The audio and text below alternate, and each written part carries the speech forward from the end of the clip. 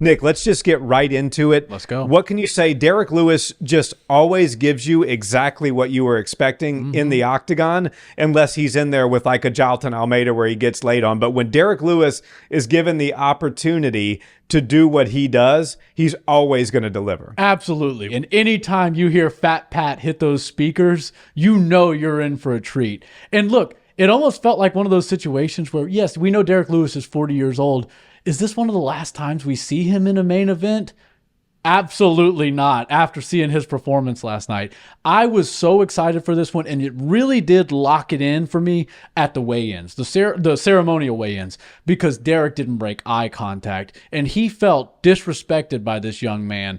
Tallison might be a very good future contender at heavyweight. 8-0, 7 knockouts, 1 submission, all in the first round. Very impressive. But when you're talking about a guy who's all over the history books with the most knockouts, it's a different story. And you can't come in there not giving any respect. You can't come in there saying he's never felt power like me, when in reality, you've been on the regional scene and you've never felt power like that. So Derrick Lewis is a friend, a teammate. I'm always going to cheer for Derrick Lewis, even if I didn't know him. But this one felt even sweeter to me, and the way it went from fight week, everything just felt like the energy levels were high, and it all just sort of built into this perfect, flawless victory that took him only 36 seconds. And I want to get into this fight because from the very first seconds, you could see exactly what the game plan was for Derrick Lewis, and it didn't take a whole long for it to actually develop and then end the fight.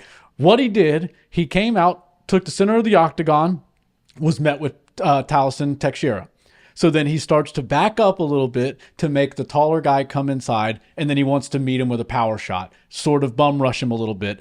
Well, he did that, and he missed the first shot. No problem. Let's try it again.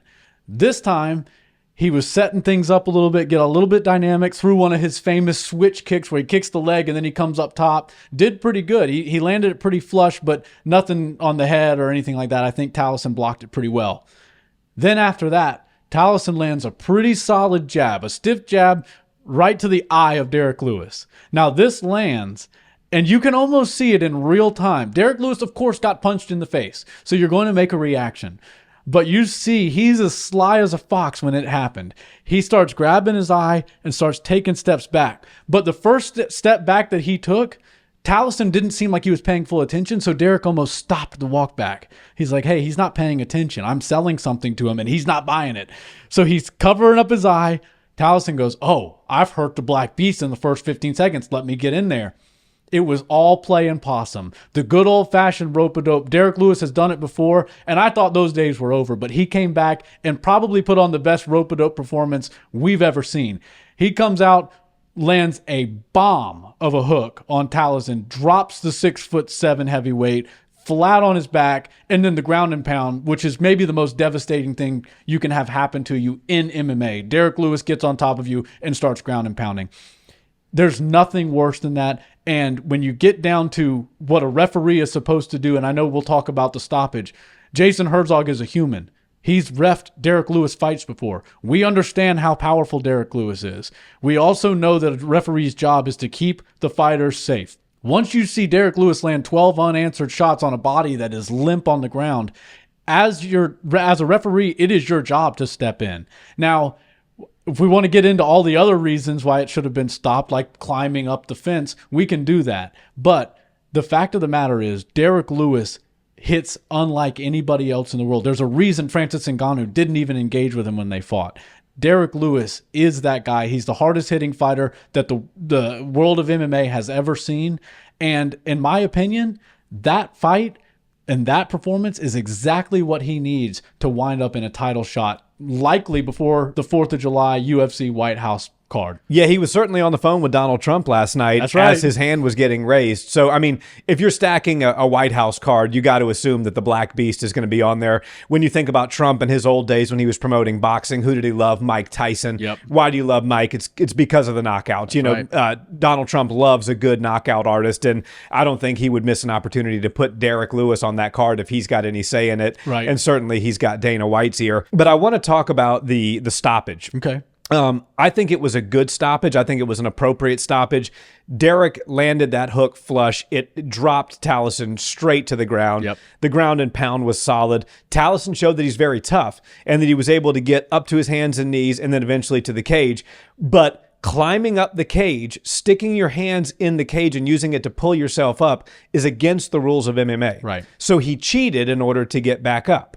So you can't reward somebody for getting out of a bad position through cheating. Right. So you have to say, even if Jason Herzog was a little bit premature to step in, which I think the hook itself and then the follow-up ground and pound, it was getting to that point already. And then if it weren't for the illegal movements by Tallison, it would have continued and it would have been stopped anyways. For those reasons, I think it was a good stoppage. Now, the one thing we took away from last night, aside from Derrick Lewis and Tallison Teixeira, is that Jason Herzog has got one hell of a chin on him. That's for sure. Because when Tallison got back up after climbing the cage, he threw a spinning back fist that landed on Jason Herzog, and he was like, that's it. Right. Enough of that. I don't know if he was waving the fight off for himself or for Tallison, but, shout out to Jason Herzog because, we don't talk about that often, but referees take shots in there sometimes, especially when you're getting it. And by the way, Jason Herzog is one of the best refs in the game. Yeah. He's also probably the smallest of the ones that we really know and love. The Mark Goddards, the Herb Dean,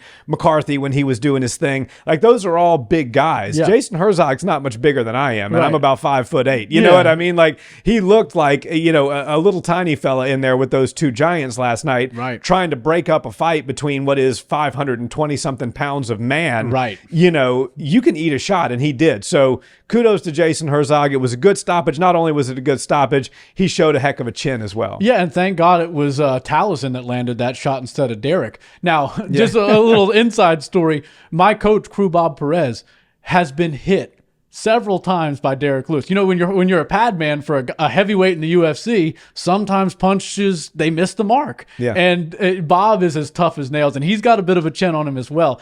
You watch him in there, and he's got these mitts on, the focus mitts, so they're very small, and Derrick is very precise with his shots, but every now and again, one will slide off, and you'll see a full-blown Derrick Lewis power shot land on our coach Crew Bob Perez's face, and on a 50-year-old 5'6" man. Yeah. Right. So whatever Herzog and Crew Bob are chewing on, it's making their chin worth granite. So I think that was pretty funny. But I think Tallison is absolutely in the wrong to be complaining about this loss to the early stoppage. I think everybody that's saying it's an early stoppage just needs to go back and watch it again. Like you said, if it weren't for cheating, Tallison would have likely stayed either flattened out on his back, or he would have gotten to his knees, and that's about as far as he would have gotten. Once you're cheating and once you're starting to grab the fence, unless you're Conor McGregor, the fight must stop. The referee then has to now intervene. But when he's that close to actually just stopping the fight, it's really hard to tell. We're dealing with a matter of seconds or milliseconds at this point. And Jason Herzog has to use his best judgment to say, okay, I've watched this guy's eyes roll back out of his head 3 different times. Amongst 12 or 13 punches, I've seen him go limp 2 or 3 different times. And then he cheated to get himself back up. Now, maybe that was just his fight or flight, and I would assume that's his body just trying to survive. But at the same time, that's all the more reason to stop the fight. He was unconscious. He got flattened. And Derrick Lewis, that's what he does, right? So I'm not trying to put any sort of blame on Jason Herzog whatsoever. When you're reffing a fight and Derrick Lewis is involved, you need to be cautious because the referee's job is to keep the fighter safe. And Derrick Lewis has the most brutal knockout resume of anybody in MMA history. So yes, if we're talking about maybe some flyweights and 12 unanswered shots go, but he seems to be working himself back up, we're talking about lighter weight class guys, we can probably let that go on. But Derrick Lewis literally threw an uppercut on Curtis Blades so hard that I think it gave him a stutter. Yeah. Like we're talking about a different thing here, and you can't blame a human for trying to keep another human safe. Look, I get it. Tallison wanted to keep his undefeated record. He's probably like a lot of the guys that come in undefeated and feel like, hey, I'm God's favorite. I'm one of those invincible guys. I'm going to be that one, undefeated. I'm like Khabib coming in. Tallison, it's not in the cards for him. Maybe he will be champion one day. He's 6'7". He's clearly got some skills. He knows how to finish fights, but it was too much too soon for the young man, and I couldn't be happier for Derrick Lewis. But I honestly think there are legitimate legs to making a case for Derrick Lewis fighting for that undisputed title again. Because when you look at the top 5 right now, he was number 9. He called out number 6 in Waldo Cortez. Where's Waldo?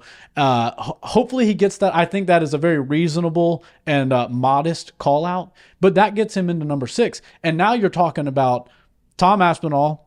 John Jones is in, but is he really in? He's not in at least until the UFC White House card. So we're talking about Jailton Almeida to fight him. Derrick, in my opinion, is a way bigger fan favorite, and I don't think that Jailton Almeida has the style that Tom Aspinall should be fighting if they want to make Tom a star. I think Jailton Almeida is pretty good, and I think he will wind up in a title fight soon, but we also have to remember that Tom Aspinall is the champion. He has been shelved for so long. And one thing that seems to be legitimate and one thing that seems to be happening is Tom Aspinall and John Jones are going to fight on that UFC White House card. So what do we need to do for a year? We can't let Tom sit for an entire year. We need him to fight. Well, the only way you can keep him active, hopefully he wins, right? We never know how these fights are going to go, but hopefully you can keep him active and all the while build his star power by putting him in there with meaningful opponents. Unfortunately, heavyweight has no meaningful opponents right now besides the big ones, Tom, John. Derrick just reinserted himself. And if you're looking at Volkov, Derrick knocked him out. Jailton Almeida, he's not a fan favorite. The UFC doesn't feel like they should give him the title shot next. Cyril Gane has a gaping hole in his game, which is the grappling, and guys like Tom Aspinall would expose it. The only thing none of these guys have is Derrick Lewis's one-shot kill power. I believe that would make Tom Aspinall hesitate a little bit. And look, Tom would be the favorite in that fight. But if you don't think Derrick Lewis has a shot to shut Tom Aspinall's lights out and steal that belt, not only be the knockout king, but add undisputed heavyweight world champion to his list, there's nothing more he needs.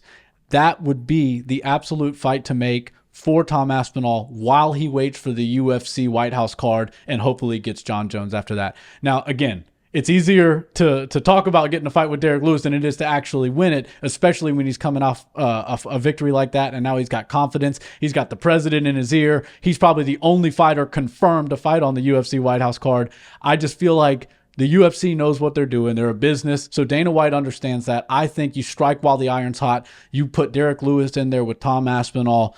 We're going to have a fun one. You know, we don't have to have purely merit-based title fights every time. Sometimes we make up rules on the spot and then we adhere to them. Other times we just have a little bit of fun. I think we need to have a little bit of fun. Tom Aspinall deserves it.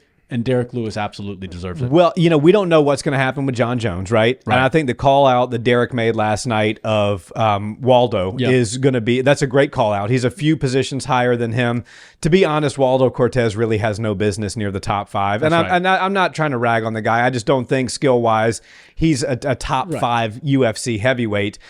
Derrick, I think, can beat him. I think Derrick's got a hell of a lot more power than he does, and I think he could find it. So you get Derrick a win over. I don't think he gets a fight with Tom straight out of a win last night against a guy who's only having his 3rd UFC fight in Teixeira.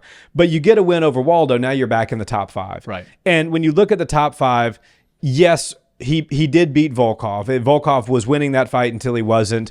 Jailton Almeida beat Derrick, but that, I mean, who liked that fight? Nobody. Cyril Gane did beat Derrick. That was a while ago, though, and they're different stylistic matchups. Right.